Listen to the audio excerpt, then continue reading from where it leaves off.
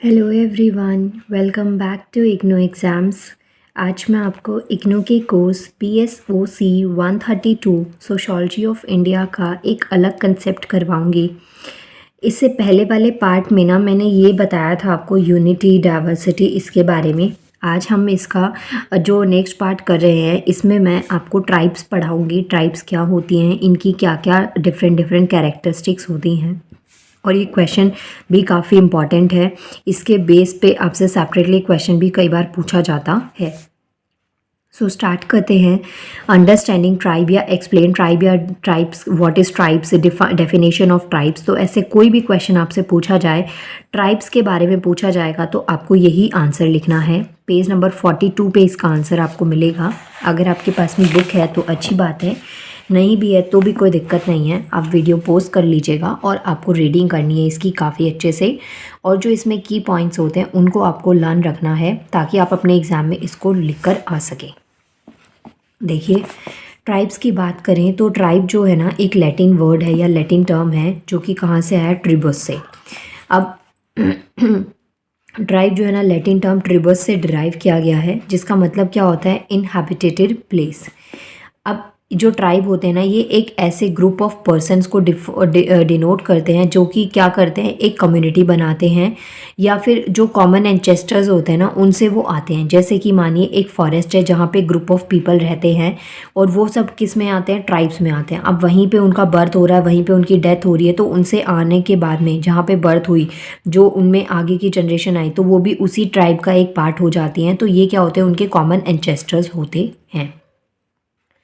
जो ट्राइब है ना, टर्म ट्राइब है, इसको यूज़ किया गया था कॉलोनियल गवर्नमेंट से कि जो डिफरेंट डिफरेंट जो ग्रुप होते हैं, लार्ज नंबर ऑफ ग्रुप जो होते हैं डिफरेंट फॉर्म्स के, डिफरेंट कास्ट के, तो वो इसको की फॉर्मेशन करते हैं। ओके। इसके अलावा जो टर्म है ना ट्राइब, उसको सब ज्यूम्स किया गया था डिफरेंट डिफरेंट जो डेमोग्राफिक साइज होता है, लिंग्विस्टिक या जो कल्चरल ट्रेट्स होते हैं, इकोलॉजिकल कंडीशंस होते हैं, मैरिटल मटेरियल कंडीशंस होती हैं लिविंग की, लोगों के पास कैसे वो रह रहे हैं, जो उनकी इकोलॉजिकल कंडीशंस है वो कैसी हैं, उनकी लैंग्वेज कैसी है, जो भी कल्चरल प्रैक्टिसेस उनकी हो रही है वो कैसी हैं, डेमोग्राफिक साइज़ कैसा है, तो उस बेसिस के अकॉर्डिंग जो ट्राइब है ना उसको डिफ़ाइन किया गया है, या उसकी जो डेफिनेशन है ना इन सब की पॉइंट्स को ध्यान में रखते हुए बनाई गई है। इसके अलावा जो ट्राइब्स होते हैं ना वो असेंशली कैसे होते हैं, प्रिमिटिव होते हैं और बैकवर्ड होते हैं कैरेक्टर में। ये एक मतलब कि माइंडसेट भी लगा सकते हैं या कुछ भी, इनके लिए एक ये फिक्स डेफिनेशन है कि जो ट्राइब्स होती हैं ना वो प्रिमिटिव होंगी और जो बैकवर्ड कैरेक्टर ही होंगी, उन्हें हम ट्राइब का नाम देते हैं। अब जो हमारा इंडिपेंडेंस था, मतलब हमारे आज़ादी के बाद में ना जो टर्म है ना वो आई हमारे पास में स्केड्यूल ट्राइब, जिसको हम SC ST OBC ये जो टर्म्स आती है ना ये सब इसी के अंडर आती हैं, लेकिन ये आफ्टर इंडिपेंडेंस वाला कंसेप्ट है जिसके अंदर क्या होता है, कॉन्स्टिट्यूशन के अंडर हम इन चीज़ों को, इन ट्राइब्स को डिफाइन करते हैं। इसके अलावा कुछ कॉन्स्टिट्यूशनल राइट्स इनको अलग से दिए जाते हैं, कुछ लॉज इनके लिए अलग से इन ट्राइब्स के लिए बनाए जाते हैं, ताकि जो इनका जो कैरेक्टर, जो बैकवर्ड कैरेक्टर एक्सप्लेन कर दिया गया है तो उसकी वजह से जो अपॉर्चुनिटीज़ हैं या जो चीज़ों की इनको नीड है तो उसमें वो लैकनेस देखने को ना मिले। जो ट्राइबल कम्युनिटीज़ होती है ना वो एक कम्युनिटी दूसरी कम्युनिटी से बिल्कुल अलग तरीके से डिफाइन करी जाती है, अलग अलग टाइप की ट्राइबल कम्युनिटीज़ होती हैं। इसके अलावा और भी जो टर्म्स होती हैं ट्राइबल कम्युनिटीज़ के लिए या जो ट्राइब्स होते हैं उनके लिए और भी अलग अलग टर्म्स का यूज़ किया जाता है, जैसे आदिवासी, वनवासी हो गए। आदिवासी जो होते हैं फर्स्ट सेटलर्स होते हैं, जो पहले सेटलर थे, सबसे पहले जिन्होंने रहना स्टार्ट किया था वो आदिवासी थे। वनवासी, वन का मतलब होता है फॉरेस्ट, जंगल, तो जो जो जंगलों में रहते हैं उनको वनवासी कहा जाता है। वन्य जाति जो प्रिमिटिव पीपल होते हैं, जनजाति जो कि फॉक पीपल्स होते हैं, और अनुसूचित जाति जो ST ट्राइब्स होती है स्केड्यूल ट्राइब्स में आती हैं। तो अलग अलग टर्म्स का, इनके जो ट्राइब्स है ना इनमें अलग अलग टर्म्स का यूज़ किया जाता है। आपको ये टर्म्स बिल्कुल याद होनी चाहिए, एग्जाम में आपसे कई बार 1 डे एग्जाम में भी ये क्वेश्चन आ जाता है। अब यहाँ पे एक स्कॉलर का नाम दे रखा है W.H. रिवर। इन्होंने जो ट्राइब है ना इसको डिफाइन किया था कि एक सोशल ग्रुप जो सिंपल तरीके के लोगों से या जो जिनका जो डायलेक्ट होता है वो कॉमन होता है, बोलने का तरीका लिंग्विस्टिक वे में जो होता है वो कॉमन होता है। इसके अलावा इनकी एक सिंगल गवर्नमेंट होती है और किसी भी पर्पस के लिए कोई भी काम होता है तो उसमें ये एक साथ काम करते हैं, तो उसे हम क्या कहते हैं, ट्राइब कहते हैं। ये ग्रुप ऑफ पीपल होता है तो ये अपने लिए एक ग्रुप में लड़ते हैं। इनका अगर कुछ काम होता है, लड़ाई होती है, कुछ भी अवेयरनेस स्प्रेड करनी होती है तो ये एक ही तरीके से एक साथ ही एक प्लेस से दूसरे प्लेस पे चलते हुए जाते हैं। तो ये चीज़ आती है हमारी ट्राइब्स में। अगर हम जनगणना की बात करें, सेंसस की बात करें, जो इंडिया में 2011 का जो नोटिफाइड शेड्यूल ट्राइब्स है ना, तो वो 30 स्टेट्स ऑफ इंडिया जो हैं, tribes in 30 states of India, मतलब शेड्यूल ट्राइब्स जो है ना उनके एक डेटा आपको यहाँ पे समझा रखा है। ये इतना इंपॉर्टेंट नहीं है, आपको स्टैटिक डेटा नहीं देना है, बस आपको डेफिनेशन पता होनी चाहिए कि ट्राइब्स को कैसे आप डिफाइन करेंगे। और एक ही स्कॉलर का नाम दे रखा है तो इनकी डेफिनेशन को आप इंक्लूड कर दीजिएगा, क्योंकि ना इग्नू में या फिर जैसे आप ओपन से पढ़ते हैं तो जब आप स्कॉलर्स के बारे में थीसिस थ्योरीज जो भी इनकी इंपॉर्टेंट थ्योरीज होती हैं उनको ऐड ऑन करके जब आंसर को कंप्लीट करते हैं ना तो एक अच्छा इंप्रेशन टीचर पे पड़ता है। क्योंकि थ्योरी तो कोई भी लिख सकता है, कहानियाँ तो कोई भी छाप सकता है, लेकिन जेन्युइन स्टडी तभी होती है जब आप उनके स्कॉलर्स के बारे में, लॉज के बारे में अच्छे से फिक्स्ड आपको ये चीज़ें पता होती हैं। इसके बाद में नेक्स्ट आता है distinctive characteristics of tribe in India. जो कैरेक्टरिस्टिक्स पूछी गई हैं, जो ट्राइब्स होती हैं ना भारत देश में, इनकी अलग अलग डिस्टिंक्ट कैरेक्टरिस्टिक्स होती हैं ट्राइब्स की, वो बताया गया है, वो आपसे पूछा गया है। तो इसमें देखिए टोटल 10 पार्ट्स में इस आंसर को डिवाइड किया गया है, मतलब आपको 10 मेन हेडिंग्स तो याद रखनी ही है। इसके अलावा इसमें जो बुक है ना, ये जो यूनिट आपको दे रखी है, इसमें 42, 43 और 44 पेज नंबर पे इसका आंसर मिलेगा, जिसमें 11 पार्ट्स में डिवाइड किया गया है। ज़रूरी नहीं है सारे आपको याद हो, आप जितने इसमें से आपसे लर्न होते हैं उतने आप इस ट्राइब्स को लर्न कर लीजिएगा। जैसे कि फर्स्ट आता है definite common topography, second division आता है sense of unity, third one is एंडोगैमस group, fourth one is common dialect, number 5 is ties of blood relationships, number 6 is protection awareness, number 7 is distinct political organization, number 8 is common culture, 9 is importance of kinship, number 10 is egalitarian values। उसके अलावा last one आता है simple form of religion. Total आपके पास में 11 ये characteristics दे रखी हैं tribes की। वन बाय वन मैं आपको एक एक समझा देती हूँ कि अगर आपको एग्जाम में क्वेश्चन आ जाए तो आप इसको अटेम्प्ट कर पाएँ। फर्स्ट आता है डेफिनेट कॉमन टोपोग्राफी। अब इसका क्या मतलब होता है कि जो कॉमन प्लेस है जहाँ पे बहुत सारे जो मेंबर्स हैं, जो पर्टिकुलर ट्राइब है ना, उसने एक रीजन को ऑक्यूपाई कर लिया। मानिए एक बहुत बड़ा फॉरेस्ट है, ये एक फॉरेस्ट है, तो इस फॉरेस्ट में क्या है, यहाँ पे एक ट्राइब रह रही है, यहाँ पे दूसरी ट्राइब रह रही है। यह जो फॉरेस्ट है ना, इसको 4 पार्ट्स में डिवाइड करो डायरेक्शन वाइज, तो ईस्ट, नॉर्थ और वेस्ट और साउथ। तो इस फॉरेस्ट के ईस्ट साइड में एक अलग ट्राइब आपको देखने को मिलेगी, वो रीजन पूरा इन ट्राइब्स के अंडर आता है, ये रीजन पूरा इस ट्राइब के अंडर। तो एक पर्टिकुलर जो ट्राइब है ना वो एक रीजन को ऑक्यूपाई कर लेती है, तो ये चीज़ आती है कॉमन टोपोग्राफी के अंदर। ओके अब यहाँ पे क्या होता है, एब्सेंस क्या होता है, एक कॉमन लेकिन डेफिनेट लिविंग स्पेस इनके अंदर होता है कि इस पर्टिकुलर एरिया में यही ट्राइब रहती है। वहाँ की जो लैंग्वेज है या जो वे ऑफ लिविंग होता है, जिस तरीके से वो रहेंगे, खाएंगे, पिएंगे, जो भी अपनी जो लाइफस्टाइल है उसको आगे कंटिन्यू करेंगे, तो ये चीज़ें एक ही कॉमन ट्राइब की एक जगह पे आती है, तो उसे हम टोपोग्राफी में काउंट करते हैं। सेकेंड पॉइंट आता है sense of unity. Sense of unity का मतलब क्या होता है, ये जो है ना सेंस ऑफ यूनिटी ये बहुत इंपॉर्टेंट होता है जो ट्रू ट्राइबल लाइफ होती है, क्योंकि मैंने आपको समझाया ना कि इनको एक ग्रुप से एक प्लेस से दूसरे प्लेस पे माइग्रेट करना पड़ रहा है। अगर इनमें यूनिटी नहीं होगी तो लोग इनको ख़त्म कर देंगे, इनकी जो ट्राइब है, इनका जो ग्रुप है ना उसको क्या कर देंगे, ख़त्म कर देंगे। तो जो बहुत ज़्यादा एग्जिस्टेंस होती है ट्राइब की वो डिपेंड करती है किस चीज़ के ऊपर, ट्राइबल सेंस के ऊपर। Unity during the time of peace and war, मतलब कि जब सब कुछ अच्छा है तब आप में कैसी यूनिटी है, वॉर का टाइम है, लड़ाई चल रही है, किसी और जो ट्राइब है, कोई और कम्युनिटी आके आपके एरिया पे अटैक कर दे, तो उस टाइम पे आपकी कैसी यूनिटी है। तो इन सब चीज़ों के ऊपर डिपेंड करता है कि जो एक ट्राइबल है ना या ट्राइबल ग्रुप है वो कितने टाइम पे वहाँ पे एग्जिस्ट करता है। थर्ड आता है हमारा एंडोगैमस ग्रुप। एंडोगैमस ग्रुप जो होता है, इसमें क्या होता है, जो ट्राइबल पीपल होते हैं ना, वो आउटसाइड जो उनकी जो ट्राइब होती है ना, जो उनका ग्रुप होता है, उसके बाहर वो शादी नहीं करते, तो वो आता है हमारा एंडोगैमस ग्रुप के अंदर। Do not marry outside their tribe and marriage within the tribe is highly appreciated and much applauded. तो उनमें क्या होता है, उनकी ट्राइब के अंदर ही शादी होती है, ट्राइब के बाहर वो शादी नहीं करते, तो उसे हम एंडोगैमस ग्रुप कहते हैं। लेकिन जैसे जैसे मोबिलिटी हो रही है और जो माइग्रेशन है वो बढ़ता जा रहा है, तो उस टाइम पे बहुत सारी जगह पे जो इंटर ट्राइबल मैरिजेस है ना, वो अब आजकल कॉमन होने लग गई हैं। लेकिन मेन यहाँ पे जो एंडोगैमस ग्रुप होता है ट्राइबल कम्युनिटी का, वो उन्हीं को डिफाइन करता है कि जो आउटसाइड जो उनकी ट्राइब है उसके बाहर शादी नहीं करते हैं।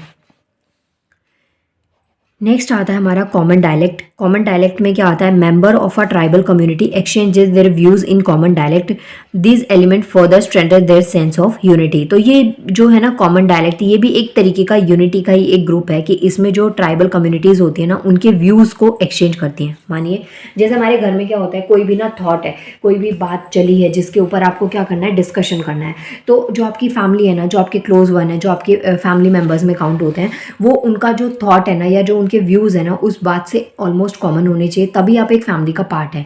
क्योंकि अगर 4 जने रहते हैं एक फैमिली में, तो सब लोगों के अलग अलग थॉट्स होंगे, तो उससे क्या है, लड़ाई झगड़े ज़्यादा बढ़ने के चांसेस होते हैं।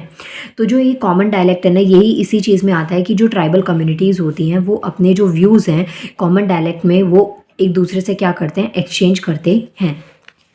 नेक्स्ट आता है टाइज ऑफ ब्लड रिलेशनशिप्स। अब जो ब्लड रिलेशनशिप है ना, वो ट्राइबल्स में या ट्राइब्स में क्या होता है, ग्रेटेस्ट बॉन्ड होता है और बहुत पावरफुल फोर्स होता है, जो कि एक जो ट्राइबल्स होते हैं उनके बीच में यूनिटी को क्रिएट करने का काम करता है। जो टाइज ऑफ ब्लड रिलेशनशिप है ना, ये सिर्फ ट्राइबल्स की बात नहीं है, ट्राइब जो है ना उनकी बात नहीं है, उसके अलावा और भी जो बहुत लोग हैं, फैमिलीज हैं, उन सब में भी ये चीज़ इंक्लूड हो जाती है। नेक्स्ट आता है प्रोटेक्शन अवेयरनेस। अब जो ट्राइबल पीपल होते हैं ना, उनको हमेशा क्या चाहिए होती है, प्रोटेक्शन चाहिए होती है, क्योंकि वो ऐसे जगह पे रह रहे हैं जहाँ पे उनकी ऊपर अटैक होने के चांसेस बहुत ज़्यादा होते हैं। तो उन्हें अपने आप को प्रोटेक्ट करने के लिए, क्योंकि उनको एक बैड कैरेक्टर में काउंट किया जाता है, तो उनको अपनी प्रोटेक्शन क्या होती है, खुद से करनी पड़ती है। तो ये अलग अलग तरीके की जो सेफ्टी होती है ट्राइबल की ना, वो डिपेंड करती है किस चीज़ के ऊपर, उनकी स्किल्स के ऊपर, और जो उनकी मेंटल पावर होती है लोगों की, किस तरीके से वो चीज़ों को टैकल कर पाते हैं, इस चीज़ के ऊपर जो प्रोटेक्शन अवेयरनेस है ना, वो डिपेंड करती है। जो ट्राइबल चीफ होता है ना, वो ट्राइबल कम्युनिटी जो कमेटी होती है, उसके जितने भी इवेंट्स होते हैं, उन सबको क्या कहता है, कॉन्टिजेनस कहता है। मतलब कि जो ट्राइबल चीफ है, जैसे कि एक ट्राइब है जिसके अंदर ना टोटल आते हैं 13 लोग, ठीक है, एक ग्रुप के अंदर आते हैं 13। अब इनका एक मेन हेड होगा जिसकी बात ये लोग समझेंगे जब उन्हें ये लगेगा कि मानिए ये चीफ ऑफ हेड है, ओके। अब इनको लगता है कि यहाँ पे जहाँ हम रह रहे हैं ना, वहाँ पे हमें दिक्कत है, या हमारे साथ प्रॉब्लम है, या कुछ भी हम पे अटैक हो सकता है, तो इनके ऊपर होता है कि ये इनको किस तरीके से ऑर्डर देते हैं, इनका प्रेजेंस ऑफ माइंड, जो इनकी स्किल है, वो कितने अच्छे से वर्क कर पाती है। ऑब्वियसली जो एक टीम लीडर होता है ना, वो बहुत मेजर रोल प्ले करता है किसी भी टीम को आगे बढ़ाने में। तो ये सब चीज़ें आपको ट्राइबल कम्युनिटीज़ में देखने को मिलेगी। जो ट्राइब्स है ना, उनको डिवाइडेड किया जाता है नंबर ऑफ स्मॉल ग्रुप में, और हर एक ग्रुप का एक अपना हेड होता है, अपना एक लीडर होता है, जो मैंने आपको समझा दिया। 500 लोगों का एक ट्राइबल ग्रुप है, लेकिन उसमें भी क्या है, उसको ना सब कैटेगरीज में डिवाइड किया जाएगा, ताकि उसके ऊपर नज़र रखनी ईजी हो जाए, और उनके जो लोग हैं ना, उन पर किसी भी तरीके का कोई प्रॉब्लम उनको फेस करने को ना मिले। तो 500 एक लार्ज ग्रुप हो गया, लेकिन इसको छोटे छोटे पार्ट्स में क्या करता है, डिवाइड कर दिया जाता है। नेक्स्ट आता है हमारा कॉमन कल्चर। कॉमन कल्चर जो ट्राइब का है ना, वो डिराइव करता है सेंस ऑफ यूनिटी को। जो चीज़ डिपेंड करती है किसके ऊपर, की कॉमन लैंग्वेज है, कॉमन रिलीजन है, कॉमन कल्चर प्रैक्टिसेस हैं। आप एक फेस्टिवल को, कल्चर प्रैक्टिसेस आपकी सेम है, रिलीजन को एक को फॉलो कर रहे हैं, तो ये चीज़ें आती है हमारी कॉमन कल्चर के अंदर। Importance of kinship.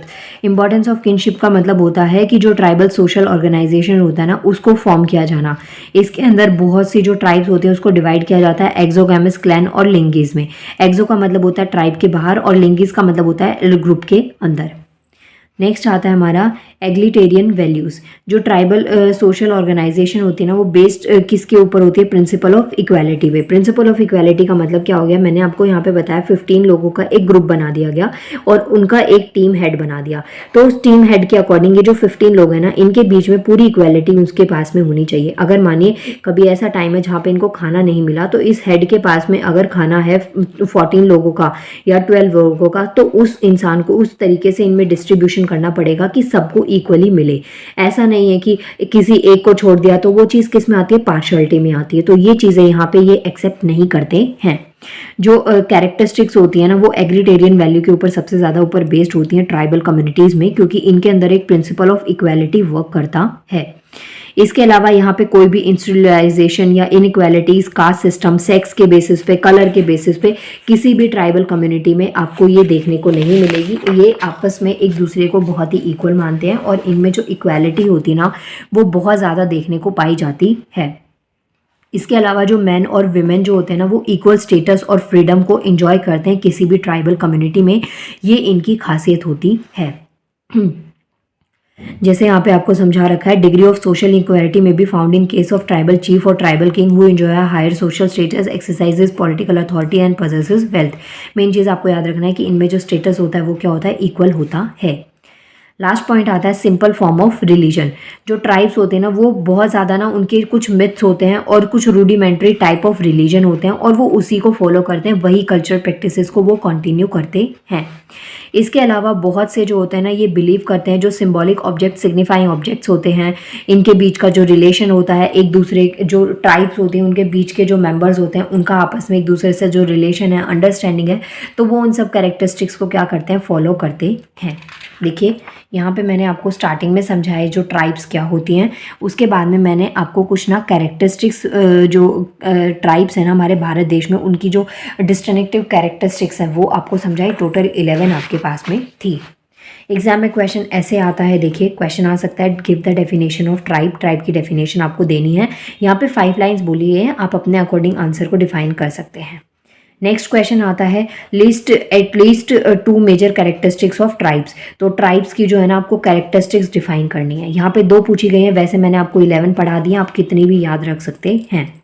कई बार क्वेश्चन अगर ज़्यादा वेटेज में आए तो दोनों क्वेश्चन कंबाइन आ जाएंगे। आपको ट्राइब्स को डिफाइन भी करना है और उनकी कैरेक्टरिस्टिक्स भी लिखनी है, तो आप दोनों आंसर्स को मर्ज करके अपने आंसर को कंप्लीट कर सकते हैं। ये हो गया आपका कंसेप्ट कंप्लीट। देखिए यहाँ पे देखिए सोशियोलॉजी ऑफ इंडिया में क्या बताया मैंने, अंडरस्टैंडिंग ट्राइब क्या होती हैं और ट्राइब्स को एक्सप्लेन करना है। पेज नंबर 42 पे इसका आंसर मिला आपको। इसके अलावा जो डिस्टिंक्टिव कैरेक्टरिस्टिक्स होती हैं ट्राइब्स की वो भारत देश में कितनी है, टोटल 11 पार्ट्स में इसको डिवाइड किया गया है। ज़्यादा भी नहीं ना तो कम से कम 5 ट्राइब्स के आपको ऐसे जो कैरेक्टरिस्टिक्स है ना वो आपको डेफिनेटली याद होने चाहिए। पेज नंबर 42 और 43 पे आपको इसका आंसर मिलेगा। प्लस जो पेज नंबर 44 है उस पर मैंने आपको क्वेश्चन का पैटर्न दिखा दिया कि आपसे एग्जाम में क्वेश्चन कैसे पूछा जा सकता है। अगर आप चाहते हैं इस जो ये यूनिट है या जो ये बुक है आपकी BSOC, ये वाली जो बुक है सोशियोलॉजी ऑफ इंडिया, इसको मैं ऐसे ही कंटिन्यू करूँ उसके लिए भर के कमेंट्स करिए। वीडियो को जितना मैक्स टू मैक्स आप लाइक करेंगे उससे मुझे मोटिवेशन मिलता है कि चलो एटलीस्ट आप मेरे चैनल को सपोर्ट तो करते हैं नाउ। एंड प्लीज़ सब्सक्राइब नहीं किया गया तो चैनल को अभी सब्सक्राइब कर लीजिएगा। नाउ मिलते हैं नेक्स्ट वीडियो में। Thank you so much.